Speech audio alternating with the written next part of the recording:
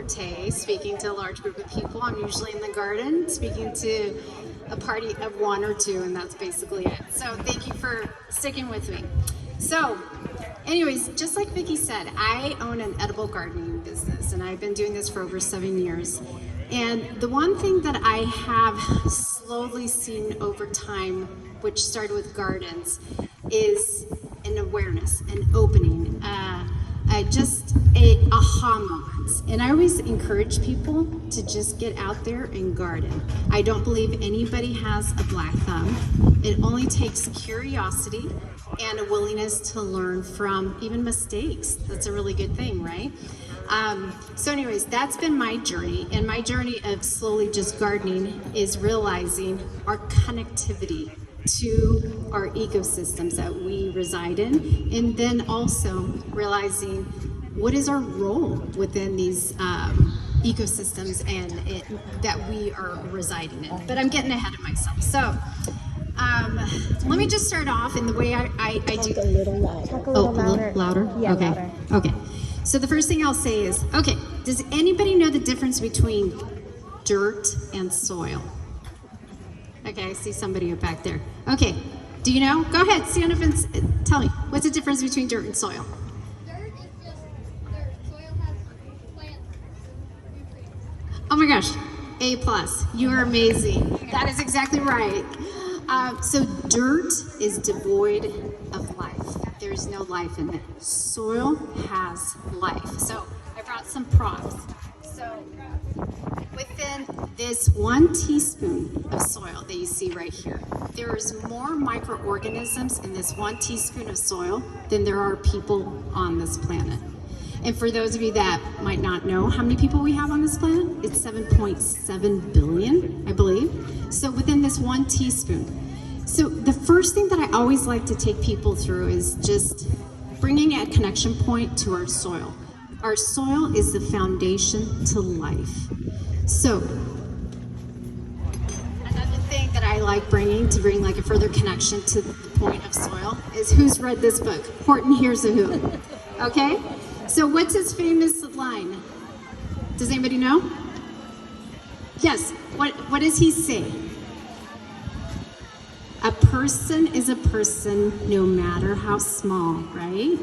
So we have to take that type of thinking and understanding when we look and feel and work with soil, being the foundation to life, right? So there's microorganisms that we don't see with our eyes, but it's there. So we as stewards of this land need to take that approach of caring for our soil. If we care for our soil, then we get a garden, we get beautiful harvest, we get abundant flowers. I put together a little bouquet. This is from my garden, just to give you a little just overview, a little taste of what is possible within the garden, right? But it starts with our soil, within the soil. So for me, when I first started gardening, it started with a desire to want a really good tasting heirloom tomato. I don't know if anybody ever, like when you go to a farmer's market, you can definitely tell the difference, right? Between like a homegrown, great tasting tomato from the smell, the taste, just everything about it. And then you go to the grocery store, and you see the tomatoes that look identical. You take them home, and there's no flavor. It's kind of like an imitation tomato. Well, for me, it started way back when I started gardening, was I wanted that great tasting tomato.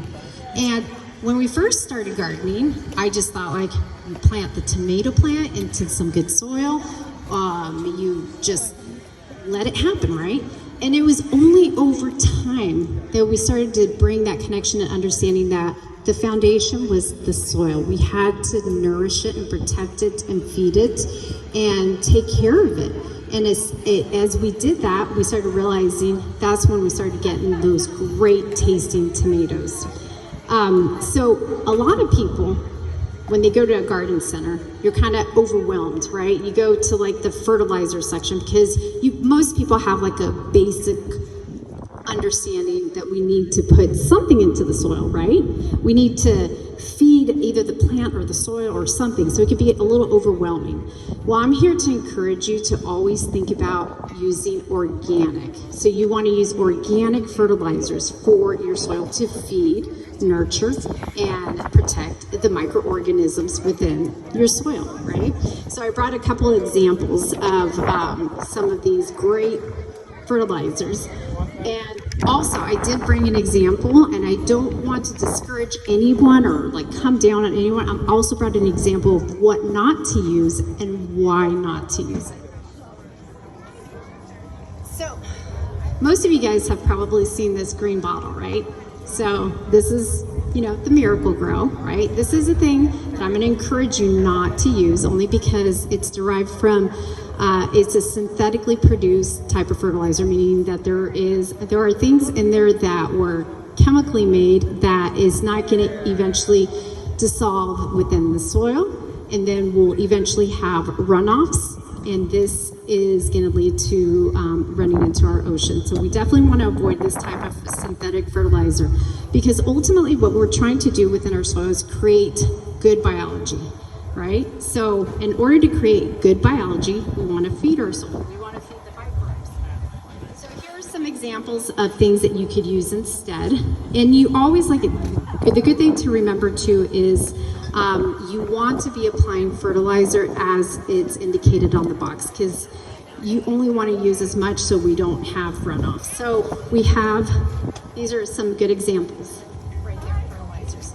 Other things that you can do to feed and protect and nurture your soil are use great organic amendments like worm castings. Has anybody heard of worm castings? Does anybody know what that is? Yeah. It's basically very broken down, it's worm poop. But within the gardening world, this is known as black gold. And basically what it is just encapsulated biology. That once you put it into your plants, it's releasing over time this great, accessible biology for your soil. And here's the thinking that I want you to walk away with. You take care of your soil, you feed your soil, then your plant and your biology within your soil are having a conversation and trading and working how they should be naturally in our environment. And so worm castings is a great option. And then in part of nurturing, you can also add some compost to the top of your soil. And that is slowly going to break down and continue to feed the microorganisms within the soil. Here's some other brands that are great too, like the Malibu compost is, you can make some great compost tea. And remember, this can also be applied to houseplants. So don't forget about the soil within your home as well. Also the same principles apply. You're going to have microbiology within that soil that you want to nurture and nourish and protect. So different things that you can do for your houseplants as well is adding some good compost tea, some worm castings. You can use this organic fertilizer. You definitely want to avoid this. So this you want to think about this kind of synthetic fertilizer. It will give a quick shot energy feeding of your plants. But guess what? You're stuck to this forever, and it is just for a quick solution. Kind of think about it kind of like antibiotics for us as humans, right? It's a good thing. It's not necessarily the worst thing, but it's not going to be something that's going to sustain us on a long term. It's eating healthy, getting our good sleep, overall just practicing healthy habits on a day-to-day time, because it's going to be the best thing for us. So this feeds your plant. It does not feed your soil. It actually kills the microbiology within the soil. So that's something to remember as well, is that you want to protect the microbiology. And so then that brings me also to natural and synthetic pesticides.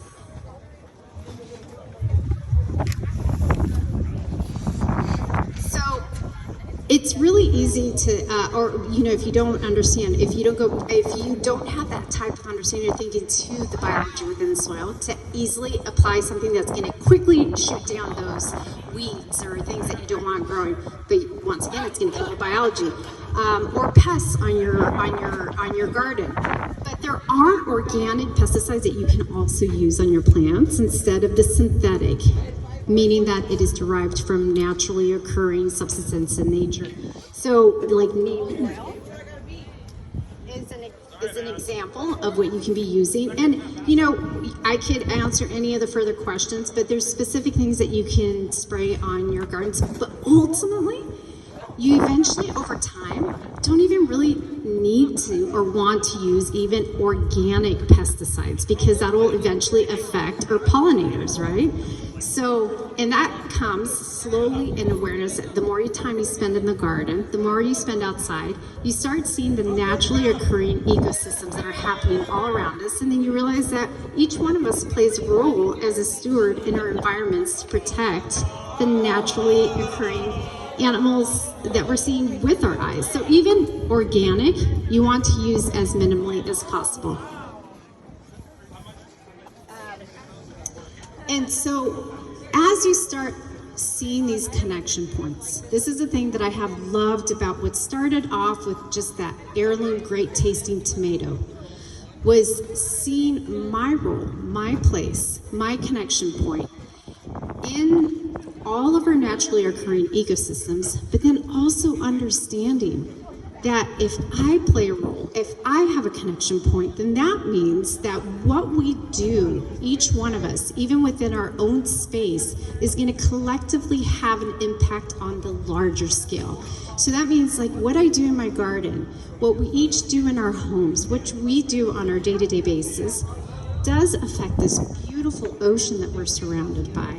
It does eventually, with the synthetics, fertilizers, we're starting to see the impacts across the world with algae bloom. Whole ecosystems are dying down because of, people not understanding the foundation to life being soil, and eventually it all affects everything. It's a trickle effect. It's a domino effect. And so, I think if I could have you guys just walk away with one thing today, is just to remember, important here is a who. And even though we can't see it, it's there. We have life. We need to protect it. And we are all connected, and we all play a role. And I know it can be really overwhelming as we start hearing, all the climate crisis situations with the manatees and the algae blooms and ecosystems dying down. But I want to encourage each one of you, and I'll end with Dr. Seuss, another Dr. Seuss book.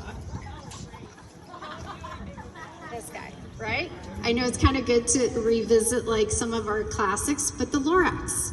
And I reread these books and I was so encouraged, and I want each one of you guys to walk away with some encouragement as well. And so who's read this one? The Lorax. All right, so okay, if anybody can remember this part. So what was the one word?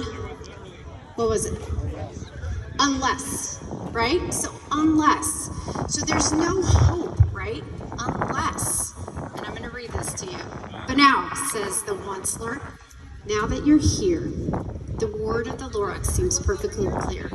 Unless someone like you cares a whole awful lot, nothing's going to get better. It's just not. So I want you to be encouraged that the actions that each one of us take will make a difference. And if you have any other further questions, please feel free to come up. Just remember also, our soil's life. We want to continue to protect and cultivate the microbiology within our soil. It is connected to us all, and it is connected to this beautiful body of water. And thank you so much for just listening to me. And now also, I'd like to invite you, actually, before I end, I'll tell you what we're going to be doing afterwards. I'm going to have each one of you plant a little nasturtium seedling to take home. And actually, that kind of ties into the Lorax too, because at the very end, he gives some, the truffle tree seeds, right? I'm going to let you take a little nasturtium seedling home and some seeds, some nasturtium seeds. And right here, Candy right here has helped me harvest or collect some of these nasturtium seedlings and the seeds that you get to take home. But we're gonna plant a little nasturtium, and I in this bouquet I want to show like eventually what it is that you'll be growing. So this nasturtium right here is for my garden, and so you're gonna be taking a little plant that is either gonna be orange or red red or yellow. I'm not sure. That's going to be part of the fun. But the coolest thing about this nasturtium plant, it's one of my favorite plants ever because the flower is edible. The leaf is edible. Like, and you see these little leaves right here? These little round leaves, they look like lily pads. These are edible. And as if that wasn't enough, the green seed pod, so the seeds, the green seeds, when they first come out, those are edible too.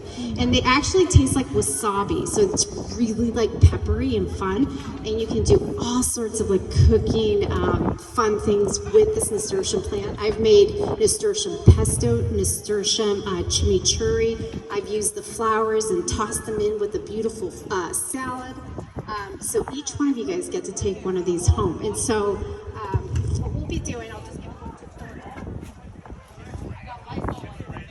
so each one of you guys can come and we'll be filling these little containers like 3/4 of the way, and then we'll be helping you plant a little seedling, and I'll show you.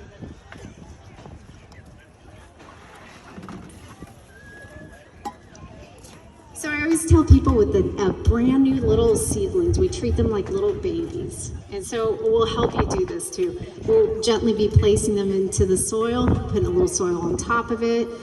You can write a little label so you remember the name, which is nasturtium, and then put a little spot of water, and then you get to take it home and take care of it, and then plant it in your yard or in another pot. And there you go. And that'll be the seeds right there in the little tea bag, and the little label you can write in there. And any other questions that you have about gardening, I'll try my best to answer. I'm definitely not an expert. I always say gardening is somewhere where you can come, be humble, and learn from one another. And that's what I hope to do with even you. Come teach me something that I don't know, and I'll share what I know. So thank you so much, you guys.